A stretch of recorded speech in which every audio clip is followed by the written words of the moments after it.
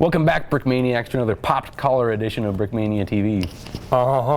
What?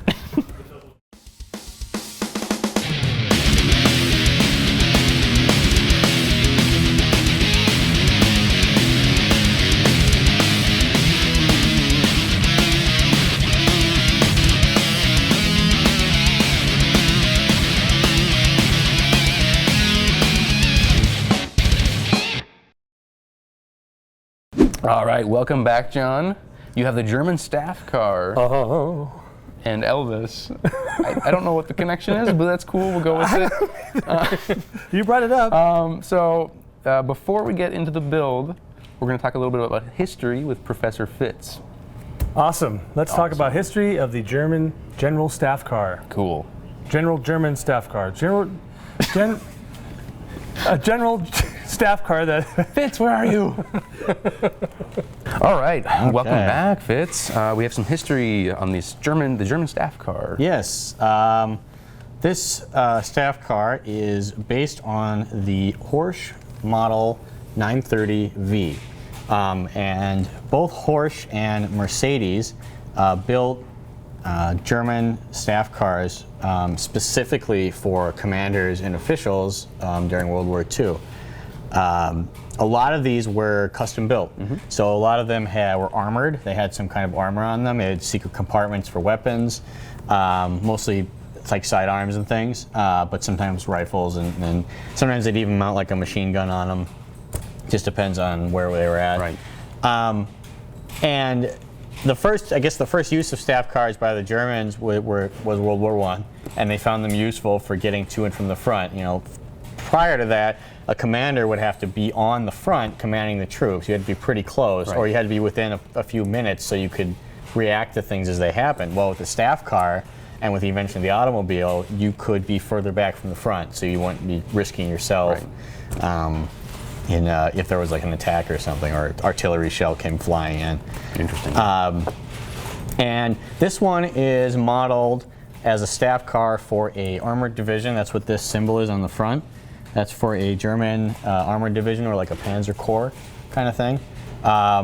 So, you know, if you wanted to put like a Erwin Rommel or a Heinz Guderian in here, it'd be appropriate. The car was used pretty much anywhere the Germans were. Right. There's a lot of really famous images of Rommel in North Africa in his staff car with his binoculars, you know, looking out over the desert. The car itself, both Horch and Mercedes, they built very good cars. They were competitors, and they wanted to they basically wanted to be the one to sell their staff cars to the German officials and commanders and stuff. And this one, I think, comes with a driver, so you'll get a... Oh no, I broke the steering wheel off. Which I'm sure John will talk about when he comes here. But this very standard German staff car. That's cool. All right, I don't think there's a whole lot more to say. No, there isn't. Cool. Thank you again, Fitz. Yes, thank you. Back to John. All right, cool, John, you're back. I'm back. Now that we had a little informative history on this model, yes, it is time for you to talk about what you built here, how you built it. Let's first talk about... Or whatever you want to talk about. Okay. I'm here for you, John. So this is the actual driver for this particular vehicle. Right. So this is the can we say what this is? The hair, yeah. Hair as in Hairs and hair. Hair uniform. Yep. For the hair soldier. He's got a garrison cap on from a really lovely company called Brickforge. Got a tall neck right now. He's got a tall neck. Okay. Push that down. Nice little insignia on there, and he's got the. Pretty much when we did our research for the vehicle, when you saw pictures of the car with the driver, this is the hat they were wearing. Sure.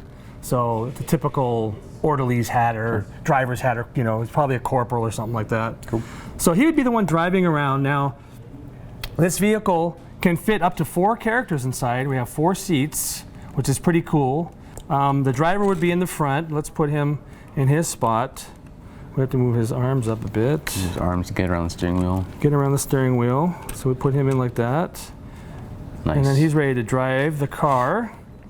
And then, of course, we actually offer a couple generals through Brickmania. It worked really well with this It's General Rommel, Erwin Rommel, and Heinz Guderian. The significance of these two generals is they both were commanders of armored units. Right. So as Herr Fitzer, or Fitz, we call him, was mentioning, that this flag on here is the command flag for the commander of an armored group. Right. So it's a very appropriate vehicle to drive around your German armored commanders in.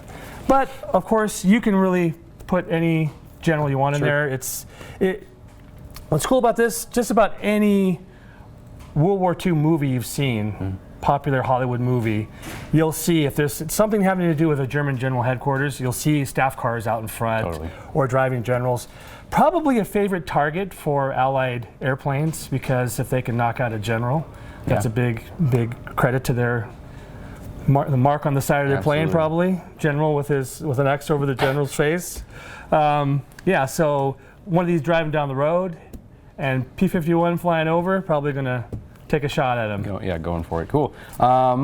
Any techniques or just stuff you want to note about the build? Well, I had done a vehicle that we thought was good, but we needed to improve on it a little bit and do it in a different color. It had some similar features, but there's certain things we wanted to do. We wanted to get an angled front, because that's typical of this type of car. Is the engine compartment was at an angle versus just straight back. The wheel well covers, sort of how it slopes down like this, very elegant, the way it comes into the actual bottom of the car from here. Of course, the flag, just about every German general staff car would have some kind of insignia to say whose car is this, what kind of a group. Is it Luftwaffe, is it the armored division, whatever. And then of course, it's nice to add the top, like in this particular color, because then it adds a nice contrast. Yeah, it's some cool contrast. So and then redesigning it, because it's a pretty long vehicle and very, very narrow. So you can't add a lot of thickness to it. So we made it so it's very sturdy. So you can't actually. It is pretty sturdy, even though you can see there's some flex there, but it's not. Yeah, but that's the idea. Is this length it's going to flex, but you want it to flex in that brake. Right. That's the idea. Yeah, it's not coming loose doing that. So we have a sticker pack with this as well. This actually comes with 4 German crosses here, and we only have 2 on the model currently.